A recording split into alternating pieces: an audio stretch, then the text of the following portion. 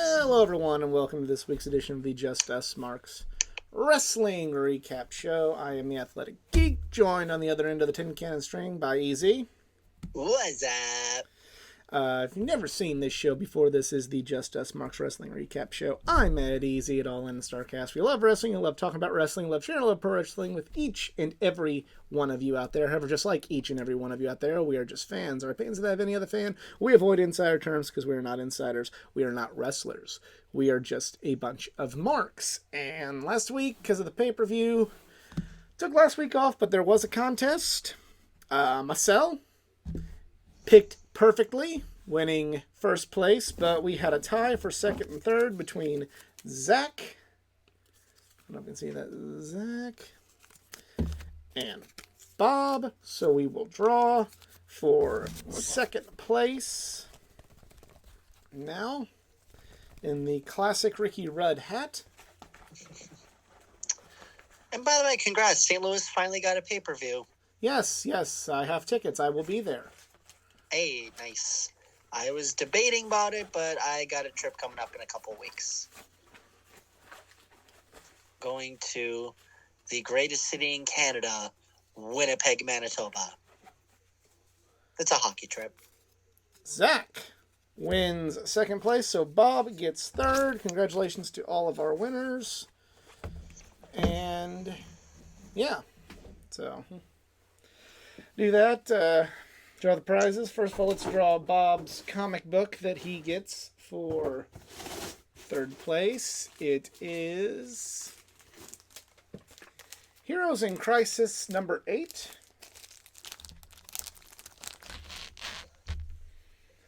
And Zach's comic book is Legends of the Dark Knight number 7. His figure is a Big Show figure.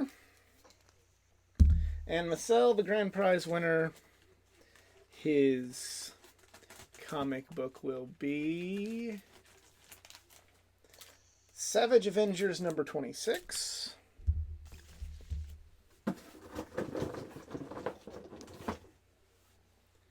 A Miz action figure, but, oh god, like, okay, so it's a Miz action figure, but I'm sorry, Marcel, but you have yourself a nice little start.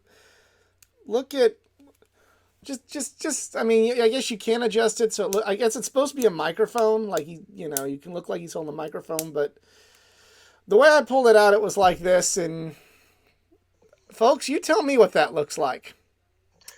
You tell me what that looks like. I can't see on video, so I don't know. Nor do I want to know. Just watch the replay. Okay.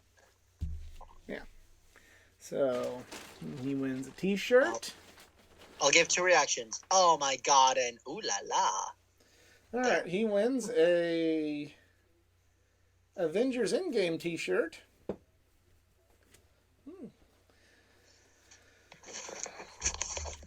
And his poster is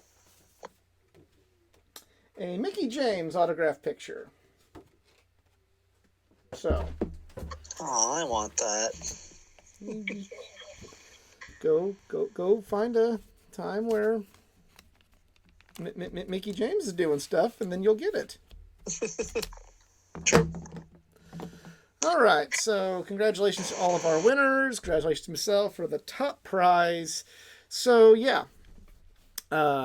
AEW Revolution was a great pay-per-view. Great. I really liked it. I liked the things that probably not everybody else liked as much. But, yeah, I thought it was a solid show from top to bottom. Even the match that everybody loved that I didn't love was still not terrible. My only complaint about the show was So here on the IWC, there's this sort of commandment. I think that'd be a great word to describe this. A commandment that in order for it to be a match that is good and on a pay-per-view, it must go 10 plus minutes or else it is bad and you should feel bad. I think the Battle Royal and the international title match should have been a lot quicker. Wardlow should have just dominated. The story of the international title match is Orange Cassidy's fucked up. He's hurt. That should have been like a 4-minute, wham bam, thank you ma'am. Orange could get a couple hope spots in, but let he. Well, I think Roddy and Cassidy should have been the opener. I don't think so. You wanted to fire up the crowd with the match they gave you. Fair. And they gave you, in my opinion, that was the match of the night. But I feel that like the Rodder, and the main reason I feel this way is because, so you already have the opener that they had. And then they went long with those. I'm going to pull up the whole match card because I think the biggest victim of some of that was the women's title match. Because that was a match with a great story and a lot of well-established stakes and a personal rivalry. And, they just kind of, let me pull up the. And just on a personal opinion, like, while I did love, like, the build-up between Tony and Deonna Purrazzo, again, if you know her way better than I do, kudos to you, but I just couldn't get behind Purrazzo simply because I don't really know really much about her. I mean, they kind of explain, but yeah, so yeah. They put those two men, the Battle TNA, Royal took, well, it's like, okay, and? The Battle Royal took 15 minutes, the Roderick Strong match took 12, and then the Blackpool Combat Club versus FTR took almost 22, and then you put Tony and Deonna in that death spot, cut half the time on Roderick and Orange Cassidy, and cut half the time out of those other two matches, and boom, and then switch the tag match with the women's title match, and there you go. Boom. It just, you kind of, you had that tag, you had those two matches, in my opinion, going longer than they need to be. And then you had the tag match, which was, great match. Then the women kind of got the shaft just being in a bad spot. And, I can already hear certain people on the internet going now like, well, that's on them to perform better. Well, they perform just fine. You gotta, yes, maybe you could fight your way out of those things, but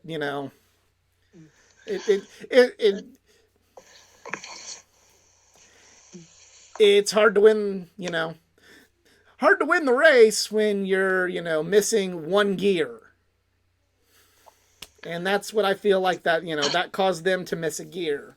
And, yeah. I'll give credit for this, and I know everyone got fooled by this, but I literally thought we were getting old Tony Storm back. I was glad it was. I was glad we got fooled because I know. So now that we got timeless Tony Storm, I don't like old Tony Storm. Yeah, that's fair. But it's like when I hear the old thing, I'm like, wait, no way. And then it's like Mariah May is like, oh, you bitch. I mean, like eventually it needs to lead to her going back to the old way, but I like this character. I love the timeless Tony Storm character too much for her to just go back to essentially being, I'm punk rock girl again, which is fine for, on the good side of things, but. And I love her gimmick. I truly do. It's just I'm just like sitting there laughing. It's like, oh my god, it's a part of it is like it's comedic, but then there are times like it's getting a little ridiculous. But then again, if this works, the shtick works, awesome. I'll shut up. But yeah, my favorite match was Kingston Danielson. It's my match of the year so far. No, it wasn't Ospreay and Takeshita. I like the tag match, the second best. Like the triple threat match, the third best. See what I did there? that was completely by accident until I really just thought about it. Like the main event, and then there's where the match I'm supposed to think is the greatest one. It's number 4 or 5 for me. Just at the moment, it's my number one because I personally this isn't the pay-per-view. Other than Danielson and Eddie, none of them have. I think I'll be recapping here at the end of the year, unless like we just have a real like quiet year in the wrestling business. But okay, I'll say it's in my top 5. But firstly, I love how Sting's kids came out in his old gimmick. Like we had Surfer Sting, we had Wolfpack Sting. And I also did not know that Sting's first WCW entrance theme was Seek and Destroy. It was not his first. Well, okay, one of his earliest themes. It was his last theme. It was his last WCW theme. Okay. Yeah. But yeah, when I first heard that song, I was like, wait, what is that? And then I heard people his first WCW theme, you know about that one. Oh, The Man Called Sting. It does this and it does that. Yeah. It got me like actually a little worried. I'm like, wait, we got Surfer Sting and Wolfpack Sting. Isn't a certain company kind of be like, you guys kind of can't do this, but whatever. Then again, this is Sting's final match. So WWE, please stay the hell away from him. Okay, yeah, well, it was Sting's final match. That also, this is something else I want to bring up since you brought it up.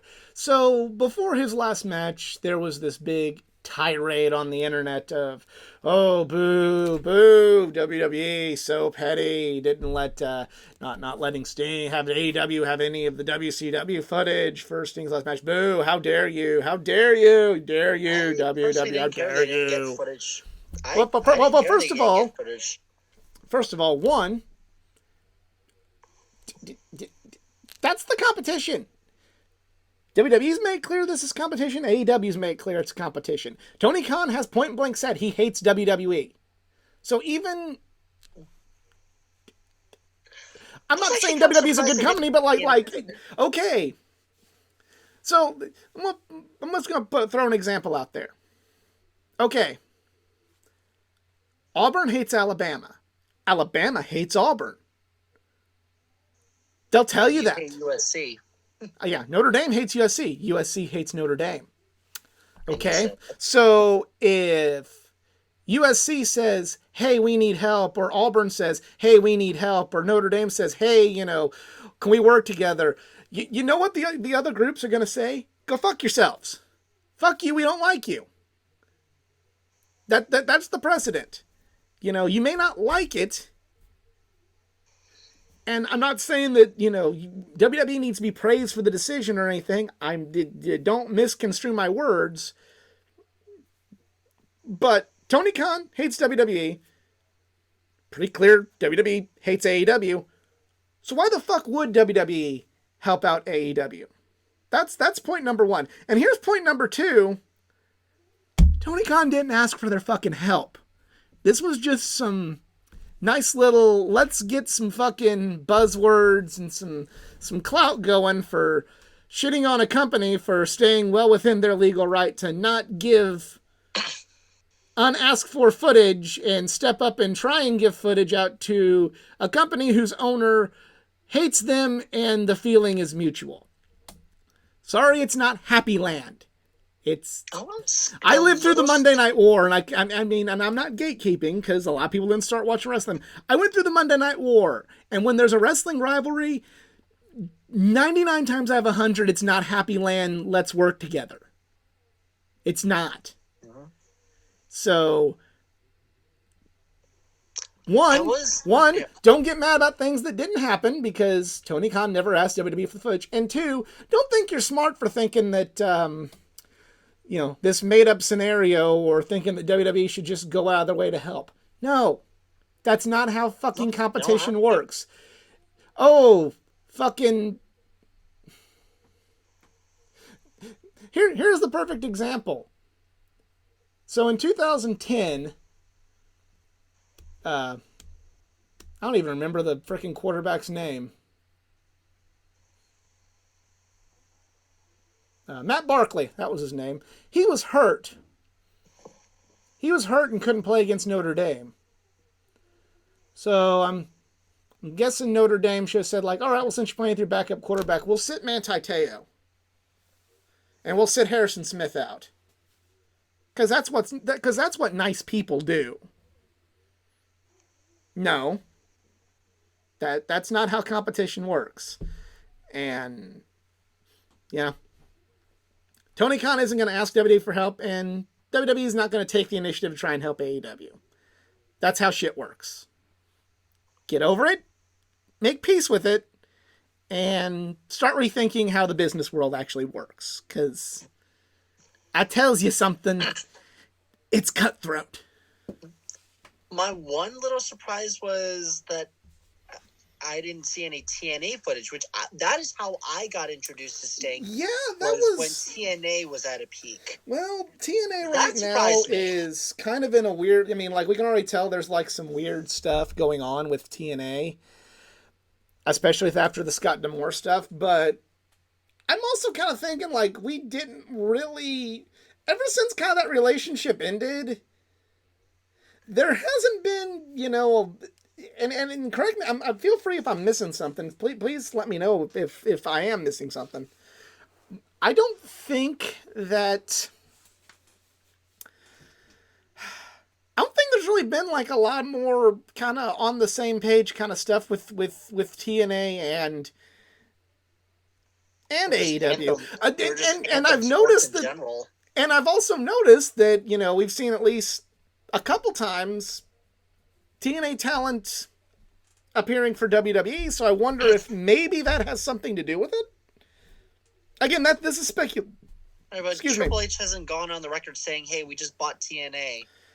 No, but they're working. You know, we saw Jordan Grace in the Royal Rumble. We saw Mickie James a couple years ago in the Royal Rumble, and I think in the in between, and I might be mistaken. Maybe I forgot something. You know, so let me know if I did forget something. We haven't seen as, you know, we haven't seen as much of a relationship between AEW and TNA / Impact kind of since then. So I'm kind of wondering if maybe there was a falling out.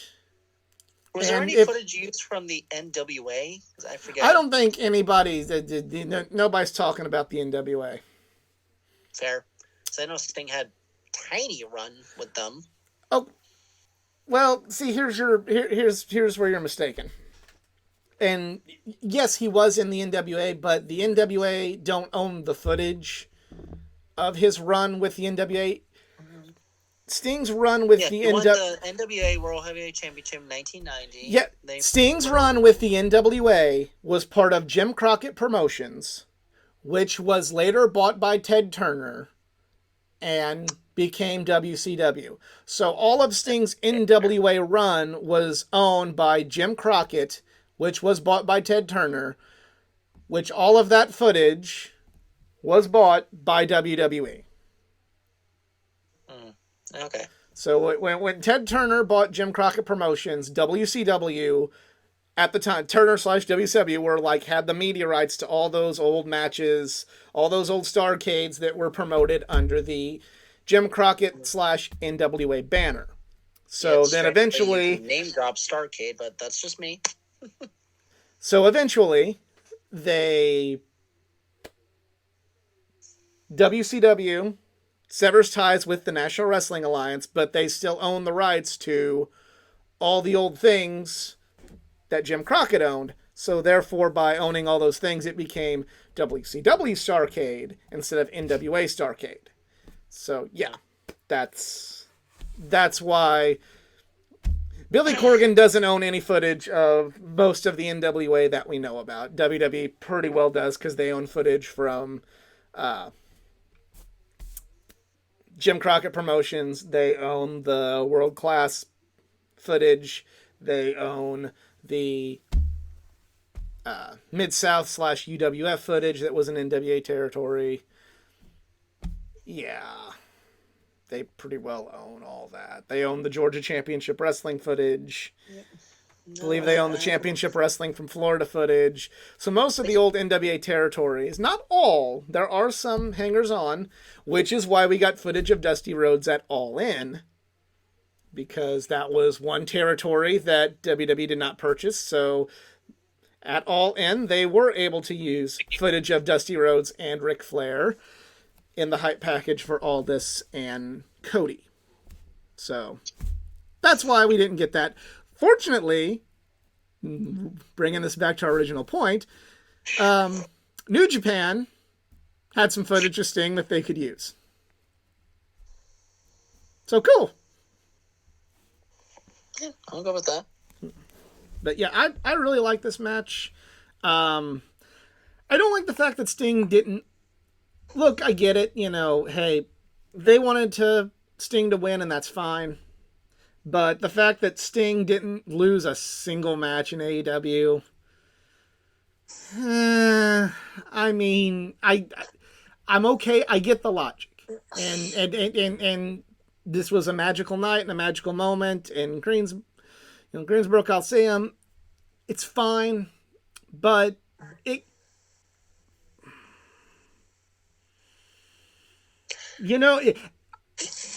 If another company had done this, I feel like they'd be getting a lot more shit than AEW's getting. And I would have the same feelings on it. I'm okay with the logic, but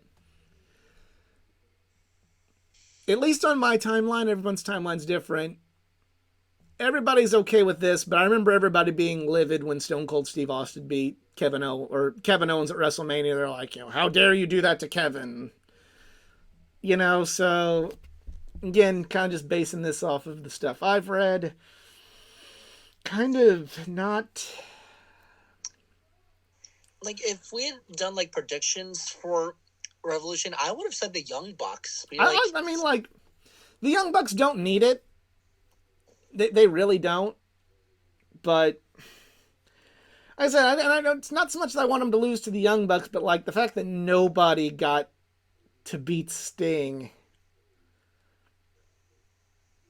Again, you could make a good argument for it, and I'm not going to say it's an off-base argument, but I also think that if some other companies were to do this, bring a legend in, not have any young people get a win, I don't think there'd be any leniency. Like I said, I get it. I'm not angry. It's not a hill worth dying on. But I would have liked for one young star to be able to go, I beat Sting. Or one something or other. To have been able to go, yes, I beat Sting. Maybe not necessarily the Bucks. The Bucks don't need that. The Bucks are made. They'll be, have that forever. But what about Darby, or would that backfire big time on doing a turn? Well, you wouldn't have to do a turn, It could be like, I'm going to wrestle my hero. I get my hero's last match. You could Shawn Michaels Ric Flair that. Yeah. I don't know. I mean, I'm not going to... It was still well done, so I'm not trying to make it seem like I don't like it, but there's just some things that we would be glaringly having a big discussion about whether this was good or not, and would be a lot more people saying it wasn't good if a different company did it. At least from the things that I see on my timelines, on my social media about wrestling. So we're not going to talk great length about everything else. Okada is in AEW now, speaking of the Young Bucks. And he joins the Elite. He joins the Elite. And Kenny and Hangman are fired from the Elite? Duh. I'm sorry? Oh, Kenny and Hangman were fired from the Elite? Yeah, I have a lot of mixed emotions on this as well. Yeah, the Kenny firing thing, I'm like, what? Even though... I get, they are setting up probably for Okada Omega at Wembley, which, hey, if it can be as good as the last one, that's great, but I don't think it will be. But you never know. I don't think it's a bad idea.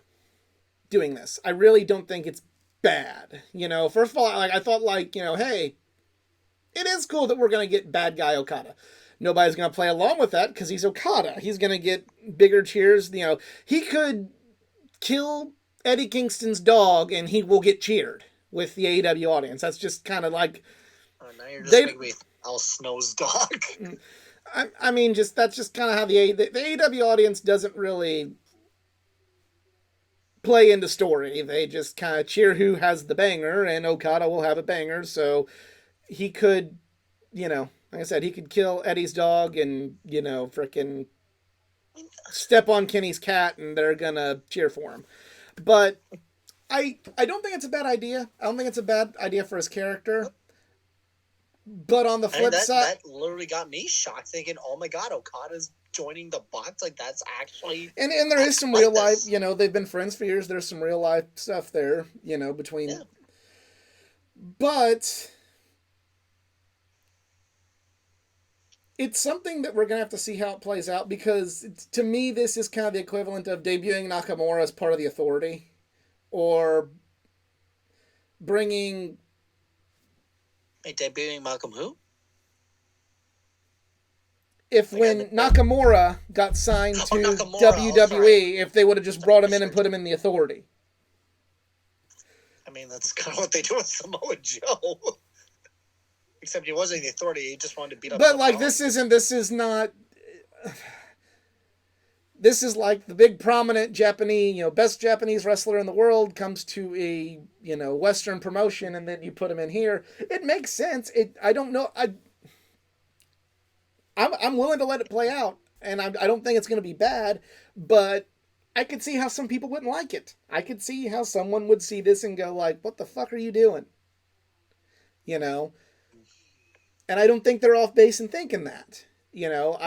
I'm not saying I agree with them, but I'm saying they have a right for that sort of feeling, because it is kind of the equivalent of, we're going to bring Shinsuke Nakamura in and have him join the Authority, or we're going to bring MJF in and have him join Judgment Day.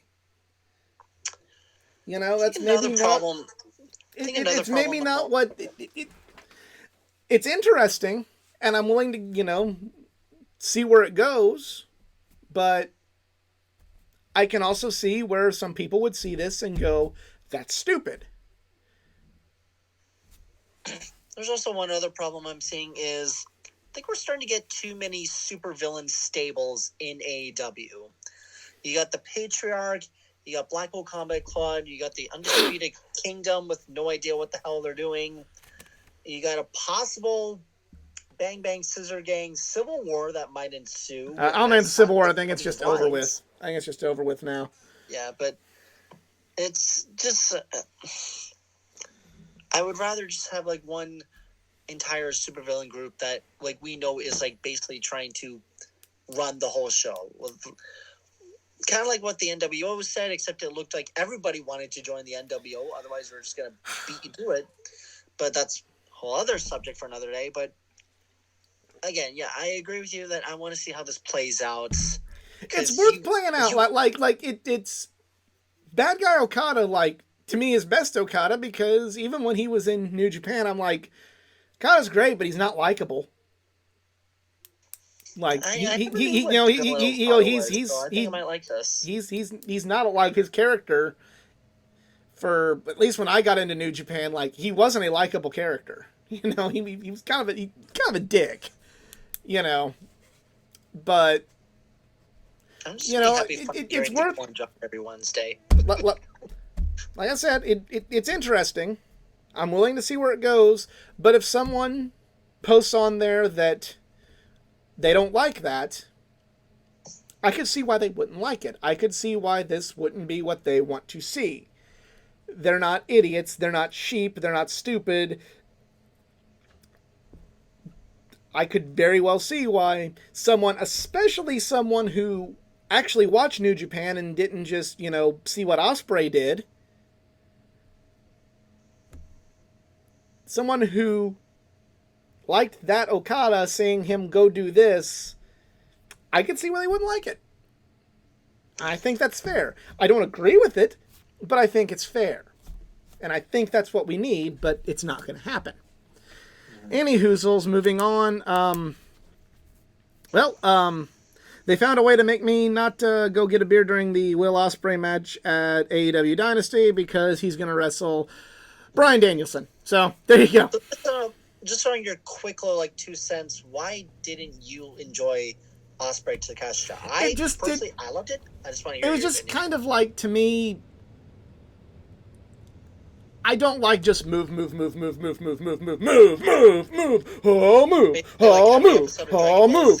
move, kick out, move, kick out, move, kick out. It didn't breathe. So basically like Dragon Ball Z. I love Dragon Ball Z, but I feel like I don't like just move, kick out, move, kick out, move, kick out. You know, one of the reasons why I felt that Eddie and Bryan was better because, they had they had the fighting spirit part of it, which I don't have a problem with the fighting spirit. Here, let's go, rush of energy. But, Bryan worked on Eddie's hand the whole match, and then Eddie, had to either adjust his game plan or, would sell, after he'd get done with that move, he'd sell that hand, he'd hit the spinning back fist on instinct, and he'd my hand. No, but, a little bit of fighting spirit's bad. I just didn't. It just felt like just keep doing big moves. And that's not good to me. I don't enjoy that. I appreciate the athleticism, but I don't like it. I'm not a fan of that. I don't think that doesn't help me connect. I don't feel engaged in the story just going move. A lot of people do. A lot of people fucking do. And that's their prerogative, and I'm not going to tell. As long as they ain't assholes to me, I won't be assholes to them. But to me, this came across as just like a match I'm supposed to like. It was the big move, and if you're on the internet, you're supposed to think it's the greatest thing that ever happened, or the match of the year, or better than what that other company did, and all these things I see. It's the Captain America Civil War of wrestling matches to me. You're supposed to just think it's great. He does all these things that a lot of people connect with, and that's cool. But I didn't think it was as great as everybody said it was. And like I said, I can think of 3 matches for sure I enjoyed more than that match on this card. That's just me. Go ahead and call me stupid in the comments section below. Yeah, I personally liked it. My one issue was this was random as hell. Okay, so Don Callis set this up just to have a Don Callis fight between Ospreay and Takeshita. Yeah. What exactly is that supposed to prove? That was his way of putting it. Translation, it was just the story was weak. Insanely It was set up because the majority of the AEW audience don't really care about the story as much. AEW does tell stories before y'all fucking come after me. Fuck. But they don't the AEW audience in general isn't as interested in a story. They're interested in a banger. What they call a banger. This was set up to have a banger. Again, and in their opinion, and in the opinion of a lot of them, it succeeded. So AEW, Will Ospreay, Konosuke Takeshita hit their mark. Again, you can have a banger and a story that can actually work naturally. We saw that last year with Ospreay and Omega at Forbidden Door. That was the banger, and we called it our match of the year. The hell, that might be match of the decade. I didn't think so. I didn't think so at all. I didn't really. That match was much like this one. Okay, it's 3 stars for me. Come at me. It's 3 stars in my opinion, and that's still that's still a better rating than I'll give other matches. But my favorite match obviously was the tag match because hey AEW, you finally lived up to your promise on tag team main events. But my match of the night was actually the 3-way AEW World Title match. I like that match a lot. Joe, Hangman, Swerve were incredible. I literally thought Swerve was actually going to win this. And I'm hoping I get to see Swerve win it at Dynasty. That'd be great. But yeah, I think they're saving it for Double or Nothing, but we will see. We'll see. I've been proven wrong before. We'll see. But yeah, Although just Swerve and just MJF, at the that's end of the just set up day, for when. I didn't connect with that match. It was just to me a bunch of moves and false finishes. Yeah. And if they would have just taken a little bit of time to, you know, slowly build that drama, but hey, I'm not a real wrestling fan. The real wrestling fans liked it. It was the greatest match that ever happened. And I'm wrong according to the real wrestling fans, so please.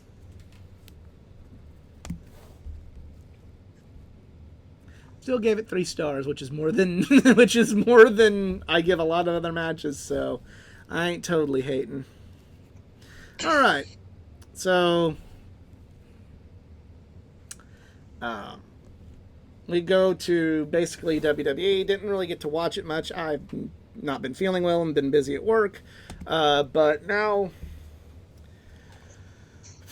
so we had a segment on SmackDown. It was a really, other than a comment from Roman Reigns, I thought it was a good segment where basically The Rock has said that if Cody fails to finish, well, first of all, there's the tag match set up for night 1 of WrestleMania. And if somewhere Drew McIntyre is trying to destroy everything. No, he's not. Aren't we supposed to get McIntyre Rollins? Yeah, that'll be on night 2. Oh. What sucks with this is my issue with this is that we're not going to get Rhea and Becky main eventing one night, nor are we going to get Bayley main eventing one night. That is shit, and that does suck. But yeah. I get I get doing this match. Like, since the pivot, I don't think it's been that bad. Like, they shouldn't have had to pivot to begin with, but like, I don't think it's been that bad. Come at me, real wrestling fans, tell me how I'm stupid again, and I'll just tell you that you think the Undisputed Kingdom's good, and then we'll be both at an impasse. But I haven't thought it's been terrible since the pivot. Shouldn't have pivoted, but I don't think it's been terrible. They have the tag match set up, and pretty much it's if Cody and Seth wins, no interference. If Rock and Roman win, Bloodline rules, all the interference. And The Rock has pretty much has made it specified that if Cody fails to win, he will never, ever get another shot at the WWE Championship. So that's going to make it's like Full Gear 2019. Yep. So it's going to be even more heartbreaking when Cody loses this time.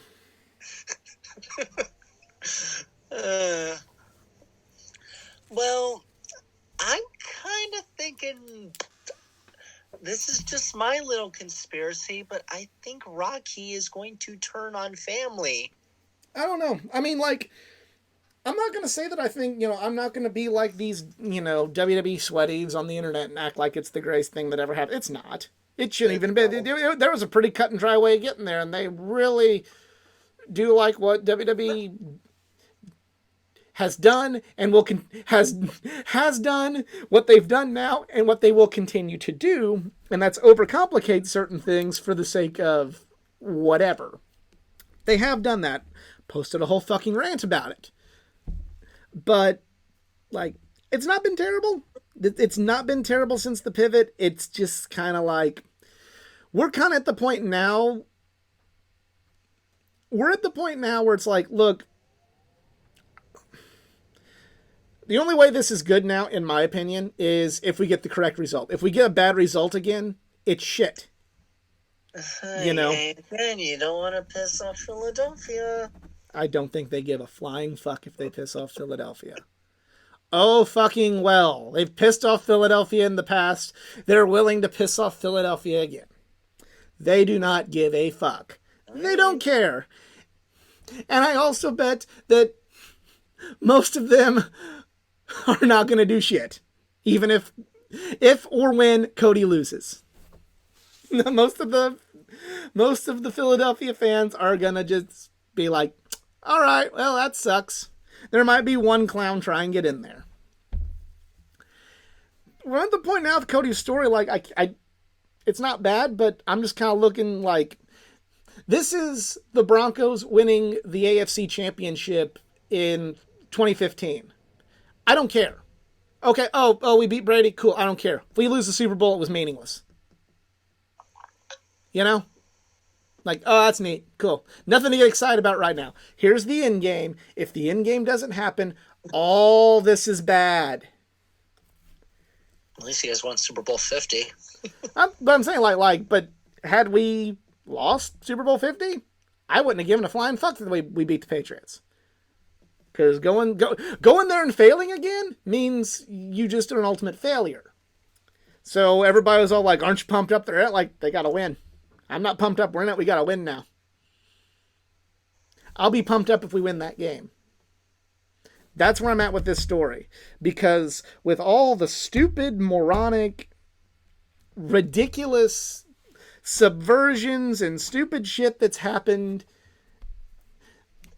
that probably shouldn't have happened to begin with, going back to last year, I can't sit down and truly appreciate this story. And I'm not knocking those that do, although I don't feel that it's so amazing. See, I talk shit on obnoxious WWE people too. I don't think, for me, and maybe it's just because I'm just too big of a Cody fan. If Cody fails again, if Cody does not walk out of WrestleMania as the WWE champion, this is stupid. The whole thing sucked. I can't enjoy the ride because it sucked. I tried to enjoy the ride last year and then it failed. I tried to enjoy the ride going into Super Bowl 48 and then they failed. So I don't enjoy the ride anymore until we can actually get the result. And then I can look back and go, that was pretty cool beating Pittsburgh. That was pretty cool beating New England. But until that happens, I'm not enjoying the ride because got to get it right. Tired of the ride. It's like, oh my god. Got to get it right this time. Got to get it right. Oh, it's about the journey, not the destination. Well, after that, no, I'm looking at the destination and hoping that they just don't fuck it up again. And you know what? I can say it's not bad. It's not bad. Bad Guy Rock is great. You know, like, if we get if we get the Cody finishing the story, if he walks out of WrestleMania as champion, and then we can, start the new story of all the things Cody can do, and then if The Rock sticks around and there's, different stuff The Rock can do. I know he's not going to stick around forever, but if he can come back into the fold, then I'll be excited.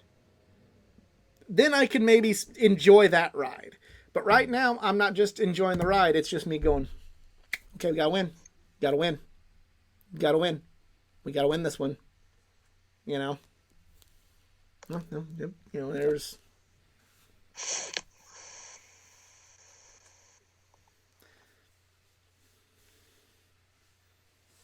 Is what it is. But the stipulation is in place. Like I said, I wouldn't think that any company would be so, I don't know what the word I'm looking for is. I would have such little awareness as to have Cody lose this match under those stipulations, and him losing this way in AEW was still just a way for him to avoid getting told that he's what eventually happened to him anyway when he won literally any match in AEW, which was he's pushing himself at the expense of everybody else. But I'd like to say that no company would be so stupid as to go through all of this with one of, if not the most popular good guy on their roster and have them fail 2 years in a row and never get another shot. Or have him not get another shot and then, oh, but no, there's just more to the story where he has to beat The Rock to... And I could see them doing that too. Oh, no, he has to beat The Rock and then he'll get another shot. I could see them doing something that stupid. I could see him losing it's over with, Cody. Go sit down. I get, some WWE fans may argue that's what makes it interesting. To me, it's just kind of like, well, this is why I'll never trust you ever again. My trust was lost long ago with them. I don't trust any wrestling company. I don't blindly follow any wrestling company. Like, again, like, storyline wise, they can come up with some really, like, damn impressive, build up to something. Oh yeah, like the other side, the stuff they're doing with Bayley is great. Huh? The stuff they're doing with Bayley right now is great. Oh yeah. Oh, the Bayley damage control storyline. I love that. Yeah, like especially now that they've all turned on her. Yeah, it's great. It's almost getting actually like Evolution Randy Orton vibes right there. Actually, I wouldn't go that far. I wouldn't go that far because Bayley's in a different situation where, like, okay, hey, Bayley is the leader of Damage Control's pissed off everybody. She ain't got a friend in the world now. Orton could, recruit some help from some other good guys. There's nobody good wanting to help Bayley right now. So, but that's a great, interesting story. I'm excited about the Intercontinental, I don't know who's going to challenge Gunther for the Intercontinental Championship. They have this gauntlet tomorrow night on Raw.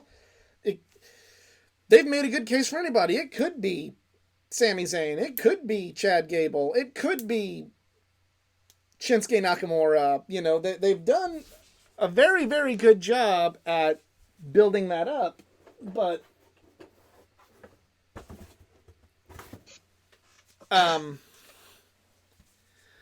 there's a lot of good things that I can look at and say that's good storytelling, but this one I can't see the good storytelling because I'm like, are they gonna fuck this up again? And like I said, I could see them fucking up again. I could see Cody losing and The Rock going, you never get another shot.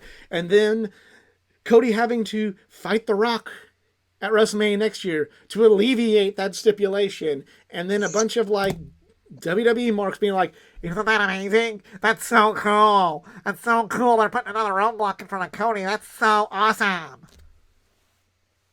I could see that happening. And again, don't tell me I just look at obnoxious AEW fans and call it out. I'm calling out the WWE bullshit too. There's also a big rumor that WrestleMania 41 is going to be in Minnesota. It's going to be in Vegas, I thought. Well, I'm hearing Vegas or Minnesota, one of the two. But one of the two. We'll find out at WrestleMania. Yeah, I won't be going.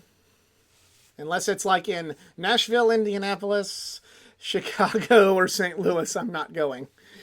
I don't think Chicago, with their weather, they could host a WrestleMania. Unless you want to go in the United Center. And that's not big enough for WrestleMania at this point. But, yep, that is it this week. New Japan Cup's going on. It's been really good. If you if you think that NJPW sucks because Ospreay and Okada are gone, give it a watch. Give it a watch. Seeing a lot of great wrestling. But yep, that is it for us this week. Thank you for tuning in. If you enjoyed, please like, share, subscribe for more content, and follow me and tell me how I'm not a real wrestling fan. Facebook.com/AthleticGeek89 or Twitter @Athletic_Geek89. Easy social media, if you please. Yes, you can follow me at the... Now I'm losing my voice. You can follow me at the Twitter at ERIKZARNS, and on a quick racing report, Max Verstappen won the Saudi Snooze Fest. Joseph Newgarden wins the St. Pete opener. The St. Pete's. I'm wearing the Newgarden shirt, but it was a St. Pete Snooze Fest too. Let's be objective. But Joseph did it in style. Oh, he did. He did. But at least I will admit Paddle Award almost had him, so at least there was competition trying to there was that much of a chance. Yeah, I get it. I thought Pato was gonna save it for the end, but yeah.